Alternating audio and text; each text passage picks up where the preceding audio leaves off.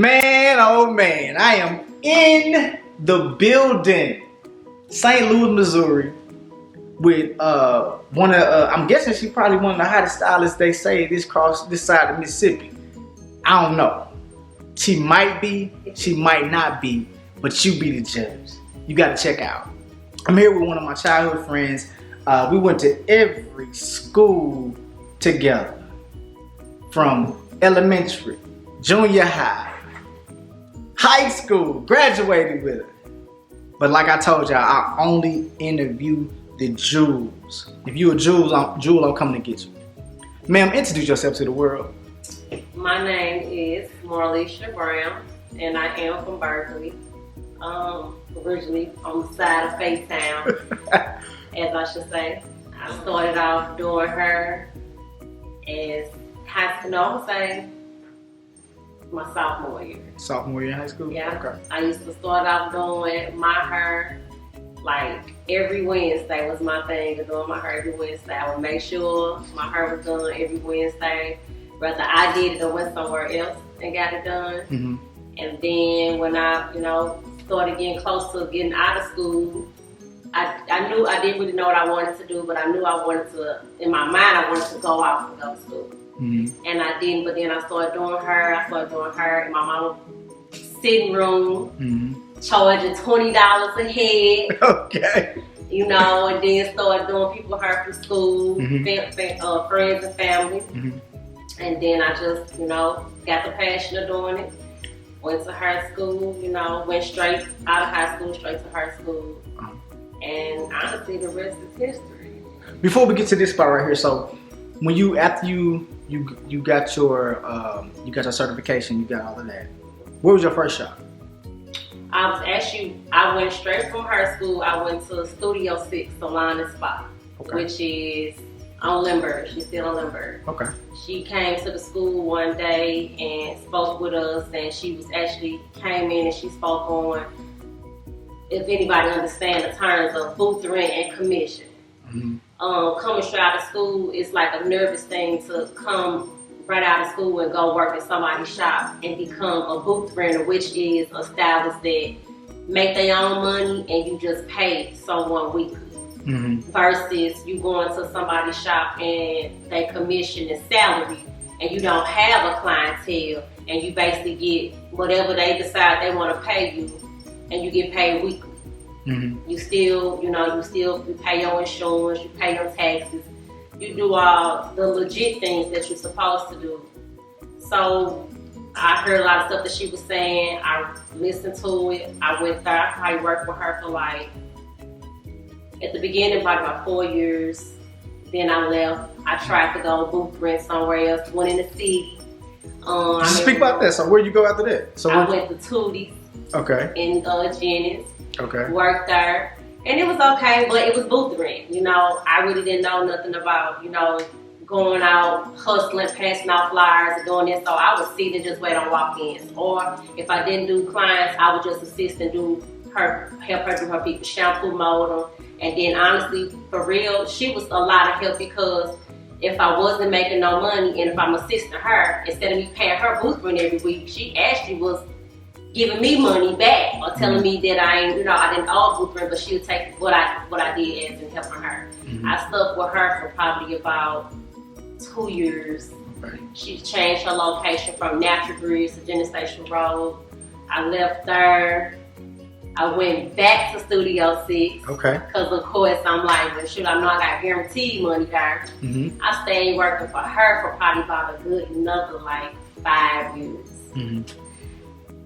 My reason of leaving, I actually would have never left her shop, to be honest with you. I was comfortable. I always felt like I wanted my own. That was always the dream. Mm-hmm. But I was comfortable. I probably was too comfortable. Mm-hmm. So,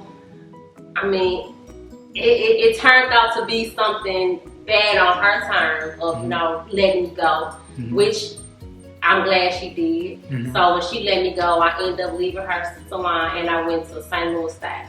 Mm-hmm. And that's on Dunn Road. And I worked there for 5 years. So right now the numbers you just gave us, 15, about 18 years of doing hair. Yeah. that is like you professional. Like, so but keep going. So you your last shop. Yeah, so I left St. Louis. So I went to St. Louis Styles. I worked there. That was where I really knew.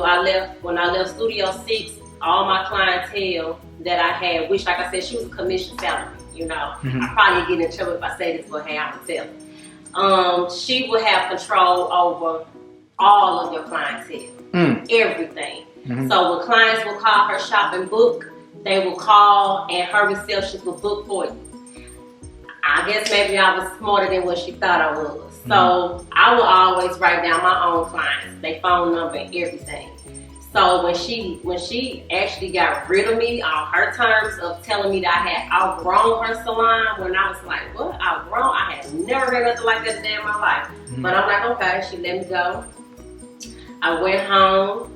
Of course, first thing I did was file unemployment because I was getting paid commission and salary. So then I went to that book and I called up every last client that I had, which I thank God I did that. And I really thank God that I took the time to write down all my clients' names and numbers and addresses and stuff like that, because if I didn't, I would have had nothing. I would have had to start all over again. You know, so I did that. All the clients that I had from Studio 6 on Limburg came right to Dunn Road. You know, which was a whole lot of help because, like I said, now I'm booth rent. So now I gotta pay $150 every week, guaranteed money. Whether you make it or not, that was my thing. I never was the one that would sit around. If I didn't make it, I don't care if I had to tell, you know, somebody like, I gotta pay booth rent. Like, I don't care. I ain't borrowing nothing, but I need to pay this, so I don't have that person on my, you know, on my back. So I made it my business every week. I made sure I paid my booth rent, whether I made it, whether I didn't make it. But I did make it. So I stood there. My clientele, you know, it grew even bigger. I really started seeing all of my money, which gave me a reflection like, dang, this lady was getting all my money. Right. You know, so then when you think about it, but like I said, I learned a lot off of her because it taught me how to pay my taxes. She taught me how to pay my taxes. It taught me how to make sure I had life insurance. It taught me how to make sure like it wasn't about being a booth rent, you know, booth rent a person where a booster might come in the shop. And all you doing is you cashing out, you spending your money all the time, and you not going home with no money because you spent it. You know what I'm saying? Standing behind the church, just buying stuff off people to come in. And more, I will be more instructive with keeping my money, saving it, baking it every week, you know, and watching my money grow. Right. So basically, you telling a story to somebody else that like you're gonna learn through your journey. Yeah. And even the people that you think that maybe just kind of getting over on you, they teaching you a lesson. Most definitely. Because now let me ask you this. Now this the question. How cool are you with those individuals that shops that you worked on? Are y'all still okay?